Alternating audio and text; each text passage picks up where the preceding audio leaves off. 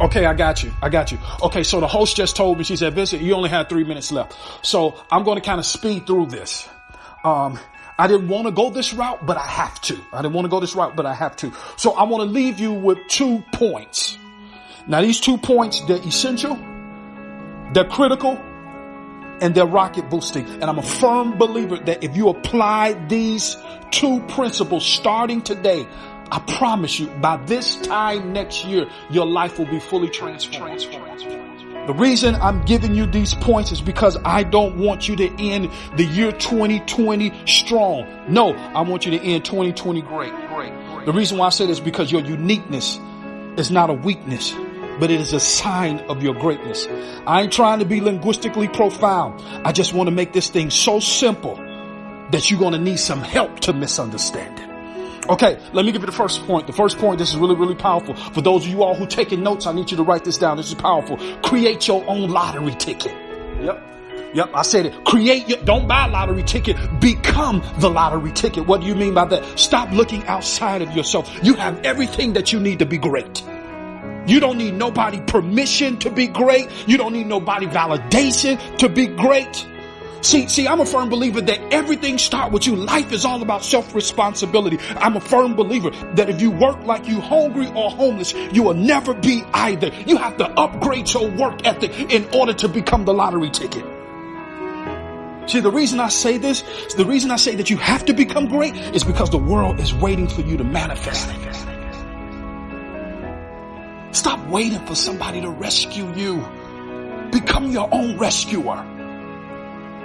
See, when you desire something more than you have right now, it requires breaking addictions and habits. I'm going to say that again. This is really powerful. When you desire something more than you have right now, it requires breaking addictions and habits. And habits are like a comfortable bed. They easy to get into, but hard to get out of. What addiction do you need to break? Let me tell you, I'm being totally 100. 85% of Americans, 85% of people in general, they suffer from a certain type of addiction. Let me tell you what it is. And let me tell you the addiction that you need to break. You need to break the emotional addiction to the approval of other people. I'm going to say that again. You need to break the emotional addiction to the approval of other people. You have a much stronger reach than you can imagine. You don't need no one approval.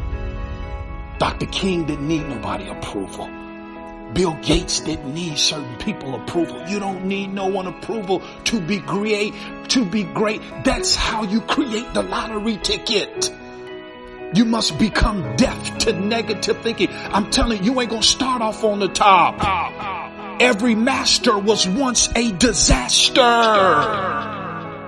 Create your own lottery ticket. Okay. I don't got time to give you the last point, but let me tell you the story. Real talk. So a good friend of mine, he called me. His name is Dr. Gatherite, Dennis Gatherite. He called me. He said, Vince, I'm having this issue. I said, cool. He started telling me about the issue. He want to start his own business, things of that nature. And he been telling me this for the past 5 months. I said, look, hold on, man. Let me tell you a story. He's like, well, what's the story, man? He said, you always got a story. I said, yeah, because stories stick. I said, I'll never forget, man. There was a gentleman who lived right next door to me. His name was Mr. Hampton. He got a dog. This dog, one day, he was just moaning. He was moaning. And then it got to the point, the second day the dog was moaning. The dog was moaning for 5 days. And individuals in the community, they was talking about Mr. Hampton and his dog. I thought that the dog was getting old and it was time for the dog to be euthanized. So I went over there to Mr. Hampton. I said, Mr. Hampton, I said, what's wrong with your dog? I said, dog been moaning all night. He said, it's difficult for me to sleep. He said, the dog's sitting on a nail. I said, what you mean he's sitting on a nail? I said, if he's sitting on a nail, he should have got up. He said, yeah, he's sitting on a nail. He said, the reason he haven't got up is because it don't hurt bad enough. At that moment in my little 13-year-old mind, I was like, wow. I had this eureka moment. And it was at that moment where I said, I will not be like that dog. Always moaning, but never moving. And I told my guy, I said, Dennis, that's the issue. I said, man, you got so much greatness in you. You don't need my validation. You don't need me to spark you. You don't need me to motivate you. The only thing that you need to do is move. And I want to talk to somebody today. I want you to know that this year, no more moaning, no more talking. You got to move. You got to move. You got to move. Stop moaning. Stop moving. Follow your dreams.